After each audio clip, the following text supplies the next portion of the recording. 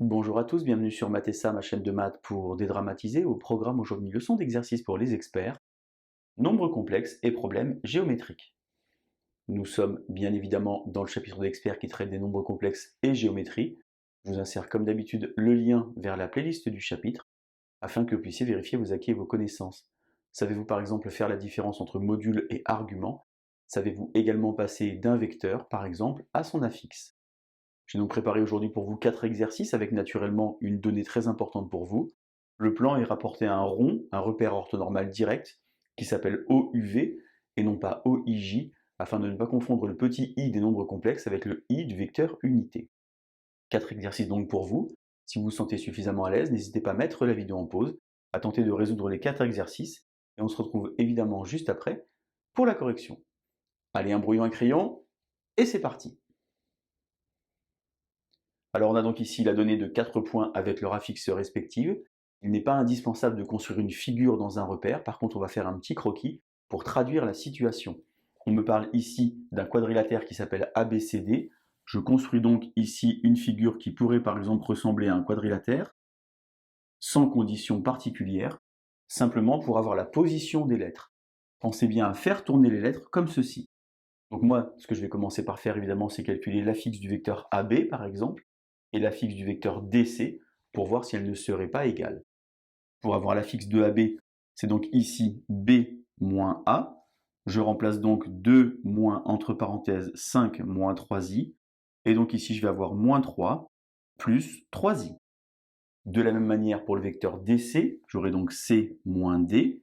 Je prends l'expression moins 2 plus i, moins parenthèse 1 moins 2i, moins 2 moins 1 moins 3, i moins moins 2i plus 3i. J'observe ici que les deux vecteurs ont la même affixe. Ça veut donc dire que ABCD est un parallélogramme. On a effectivement deux vecteurs opposés qui sont égaux, ce qui traduit donc la condition d'avoir un parallélogramme. Alors si on a un parallélogramme, eh bien vous avez appris au collège par exemple que les diagonales d'un parallélogramme se coupent en leur milieu, d'où l'importance du croquis. Attention, ici par exemple une diagonale c'est AC. Donc on calcule l'affixe du milieu par exemple de la diagonale AC. Vous pourriez très bien faire la même chose avec la diagonale DB. Comment est-ce qu'on fait? Eh bien pour avoir un milieu c'est la demi-somme, j'ajoute et je divise par 2. Je prends l'affixe de A et l'affixe de C et je divise par 2. 5 plus moins 3, ça fait donc ici 3 demi. Et ici 1 plus moins 3i, ça fait donc moins 2, divisé par 2, moins i. Ça veut donc dire que i milieu de AC a pour affixe 3 demi moins i. Exercice numéro 2 maintenant, j'ai donc A et B, deux points d'affixe respectifs, 2 plus 3i, 1 moins 4i. Déterminer l'affixe de B' symétrique de B par rapport à A.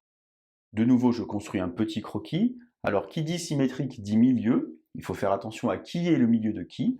J'ai donc ici, par exemple, B', ici B, et on me dit B', symétrique de B par rapport à A, petit croquis, avec ici un petit codage. Ça veut dire quoi? Ça veut dire par exemple que A est le milieu de B'. Si A est le milieu de B', ça veut donc dire que l'affixe de A, c'est la demi-somme des affixes B et B'.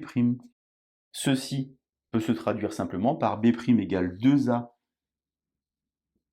moins B. Je multiplie, je soustrais. J'ai alors qu'à remplacer ici par les expressions 2 facteur de 2 plus 3i moins 1 moins 4i.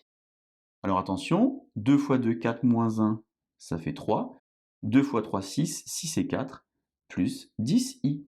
J'ai donc trouvé B', ici, l'affixe du point B', qui est donc le symétrique de B par rapport à A. Je passe maintenant à l'exercice 3, alors déterminer l'affixe de G tel que vecteur GA plus vecteur GB plus vecteur GC égale vecteur nul. On va donc transformer une égalité vectorielle en une égalité d'affixe. C'est assez simple à faire puisque finalement l'affixe du vecteur GA, c'est petit a moins petit g. Si j'ai nommé petit g l'affixe du point G. J'ai donc ici A moins G, plus B moins G, plus C moins G égale, égale 0, car le vecteur nul a une affixe nulle. Finalement, cette égalité vectorielle, se traduit par quelque chose d'assez simple ici, c'est-à-dire 3G égale A plus B plus C. Pour trouver G, je vais donc diviser par 3 la somme des affixes ici. J'ai donc 1 moins 2i, plus 5 plus i, plus 6 moins 3i. Partie réelle 1 plus 5 plus 6, ça fait 12 sur 3. J'ai donc ici 4. Et ici, i moins 2i, ça fait moins i, moins 4 tiers de i. Alors G, qui vérifie cette égalité vectorielle, c'est-à-dire GA plus GB plus GC égale vecteur nul en vecteur, eh bien ça s'appelle le centre de gravité du triangle ABC. Exercice 4 enfin, on a donc 3 points d'affixe respective, et on voudrait donc montrer que les points A, B et C sont alignés. En fonction du niveau dans l'année où vous êtes situé, il y a deux options, soit on travaille sur les vecteurs, comme on a fait depuis tout à l'heure, soit on travaille avec une nouvelle notion qui s'appelle l'argument, qui consiste finalement à regarder ce qui va se passer au niveau de l'angle. Alors si je regarde en termes de vecteurs, eh bien ici donc j'ai ZAB, affixe de B moins affixe de A, j'ai donc ici 2 plus I moins parenthèse moins 1 plus 3I, donc je vais donc avoir ici 3 plus, attention, moins 2i. J'ai écrit 3 plus entre parenthèses moins 2i, j'aurais pu également écrire 3 moins 2i. Affixe ici du vecteur AC, donc ça va me faire 8 moins 3i, moins, parenthèse, comme tout à l'heure, moins 1 plus 3i. Donc j'ai ici 8 moins moins 1, ça fait 9, et là moins 3i moins 3i, moins 6i. Et j'observe finalement que les deux affixes qui sont là sont proportionnelles l'une de l'autre, puisque j'observe par exemple que ZAB est 3 fois plus petite que ZAC. J'ai donc que ZAB est égal à 1 tiers de ZAC, ce qui traduit le fait que les points A, B et C sont alignés. Si je raisonne en termes d'arguments, eh bien ça va être la même idée. Affixe de C, 8 moins 3i, moins l'affixe de A, moins 1 plus 3i, divisé par affixe de B, 2 plus i, moins 1 plus 3i. Au numérateur, finalement, je vais retrouver ce que j'ai fait ici, c'est-à-dire 9 moins 6i, et ici 3 moins 2i. Et donc si je divise, je vais donc avoir simplement 3. Puisque j'ai obtenu 3, ça veut dire que l'argument ici de 3, qui est donc un nombre réel, vaut 0. Et lorsque j'ai un nombre complexe d'arguments nuls, eh bien donc ça veut dire ici que je vais avoir les vecteurs AB et AC qui sont collinéaires. En d'autres termes, les trois points A, B et C sont alignés puisque les vecteurs AB et AC ont un point en commun.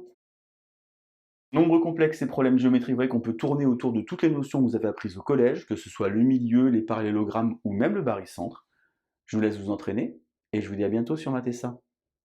Bonne journée!